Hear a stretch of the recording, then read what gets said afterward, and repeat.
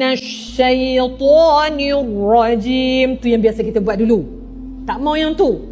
A'udzu. Yang tu tak apa. Tiba-tiba kita muncul yang itu. Yang tu tak kena tu. Minasyaitonirrajim. Gitu je. Itu maknanya tak kena. Kenapa tak kena? Sebab ia adalah satu kesalahan yang sangat nyata dari segi sebutan huruf Arab. Huruf shin daripada makhraj lidah. Ya, huruf tafkhim. Ya, huruf shin daripada makhraj lidah.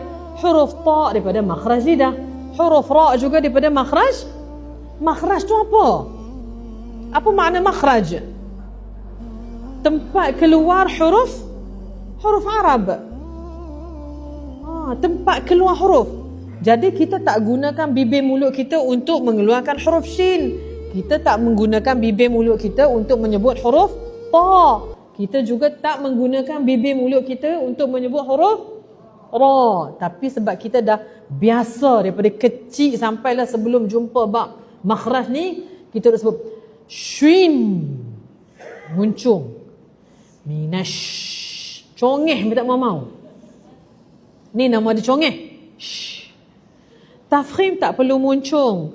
Tafkhim tu makna dia apa? Makna tafkhim apa? Tebal. Bukan makna dia muncung. Muncung dalam bahasa Arab ialah dhammah. Bukan dhammah, tetapi dhammah. Kita kekurangan kita tahu tak apa?